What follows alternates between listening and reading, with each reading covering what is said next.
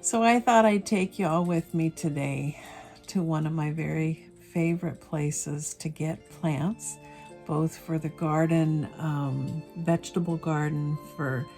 They're great for fruit trees, berry bushes, flowers, all kinds of plants.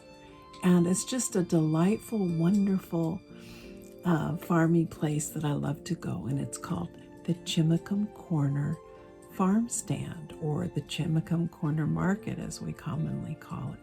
So I thought I'd take you with me today to go herb shopping. It is toward the end of fall. We're not quite into November yet, but I do know there's some herbs that I want to bring indoors for the winter, so I can have some fresh herbs as well as some that I've hung to dry. So I'm going to take you with me, and we're going to go see what we can find. There's a few that I'd like that I do not currently have in the garden that I'd like to see if they have.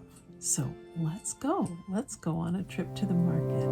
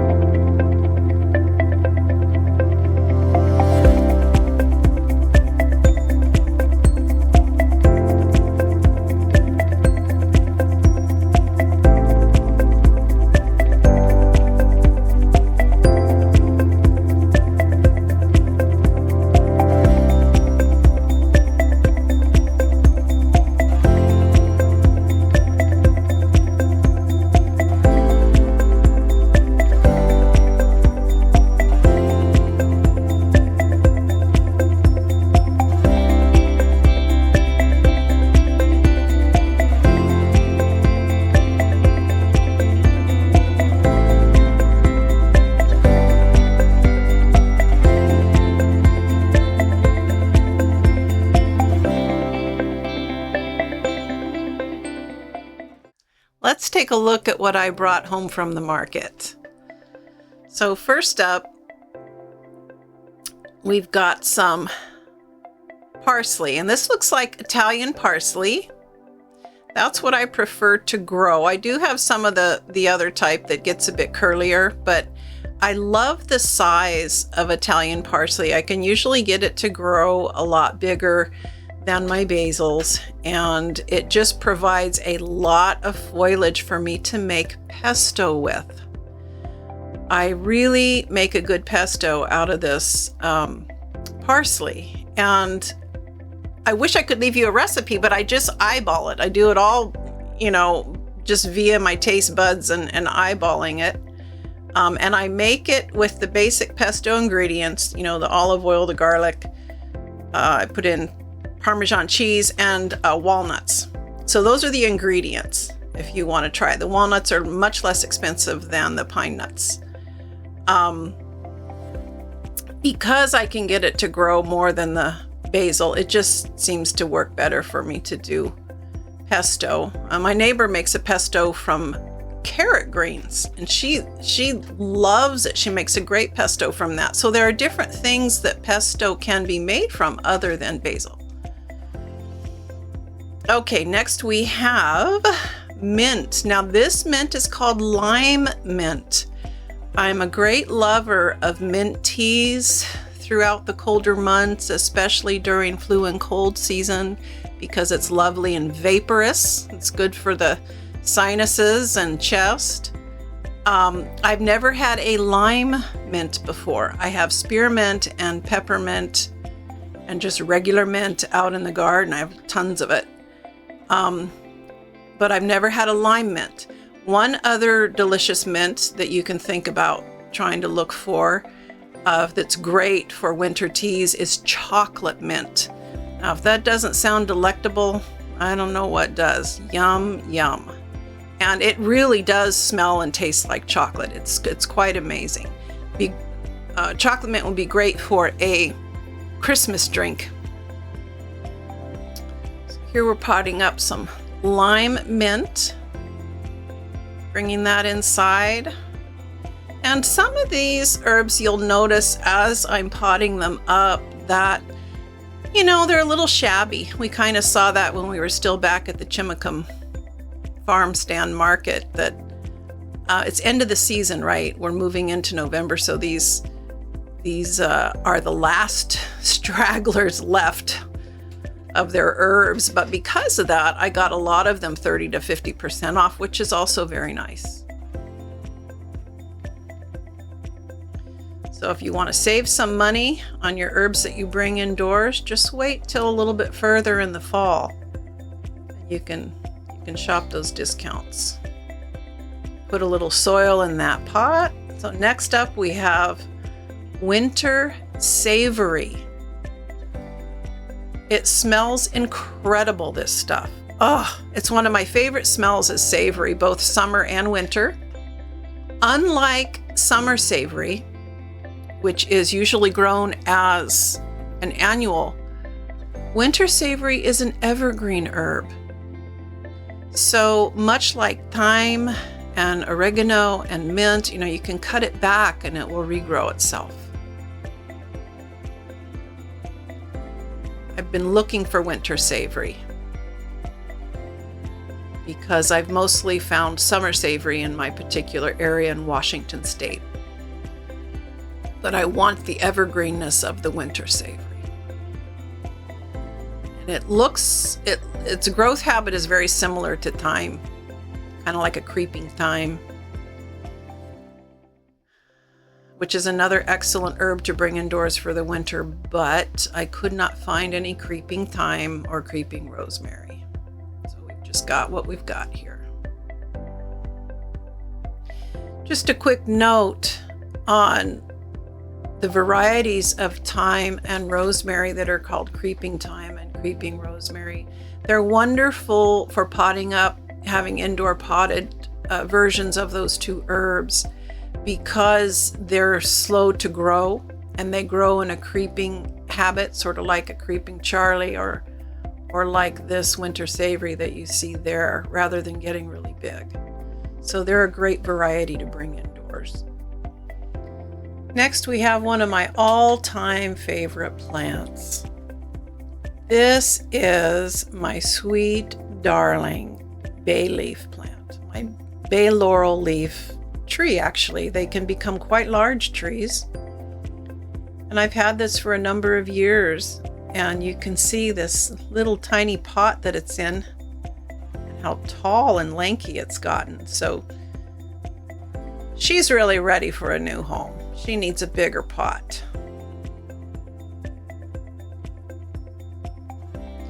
And bay laurel, especially with a tree this small that is not super hardy at this point, does better coming inside for the winter. So if you have a small bay plant, be sure you bring it inside. You can pick those fresh leaves right off of it for your fall and winter soups. It's just lovely. This is a little pot of oregano that I had dug up from my garden a couple months back. There's not only a little bit of oregano growing in it, but there are a couple small starts of lemon balm growing in this little pot. So I think I'm going to just let them be. Just let them do what they want to do, and I'll have both the herbs indoors for the winter.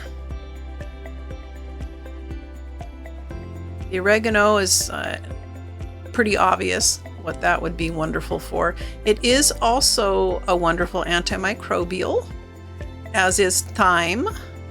So I put it in my cold and flu teas.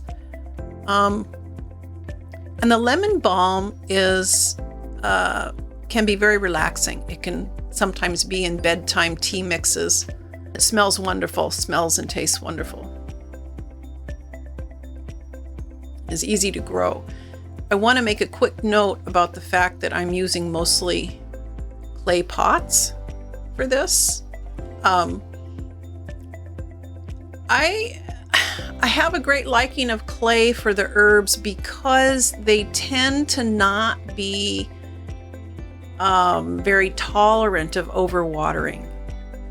They prefer a drier soil. You don't want to let them dry out, but you definitely don't want to over soak your herbs. And clay, the terracotta pots will dry out easier. They just absorb water from the soil and make life a little bit easier on the herbs, I find.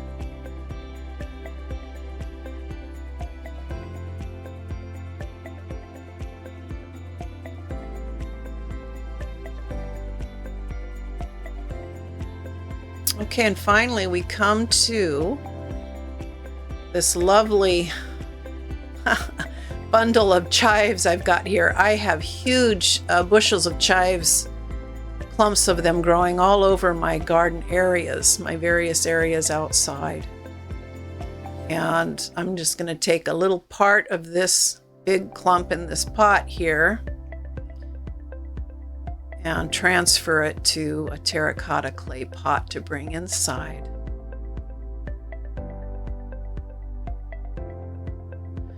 And what I will do once I've brought that pot of chives indoors, I'll give it a little bit of time to just relax over the next couple of days, but I will eventually and fairly soon cut back most of the chives. I'll just cut them off, 2 or 3 inches up and use them on some food. We all know how wonderful they are in baked potatoes. I also love to put chives over any kind of casserole dish that I do, in omelets, and I spread chives with goat cheese over most of my pureed vegetable soups throughout the cold months. It's really nice to have them indoors and that I don't necessarily have to go out in the sleet, rain, and snow to get them from the garden.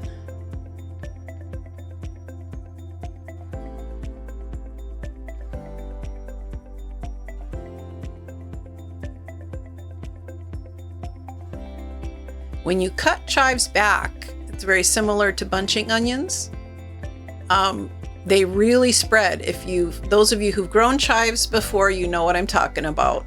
They're such an easy thing to have in the garden.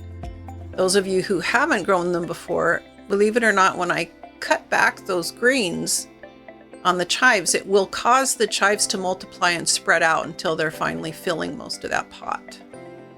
So it's and a lot of herbs are that way. As you trim them back, they will spread out. It will grow more branches and leaves and so on. Let's get these outside and give them some water.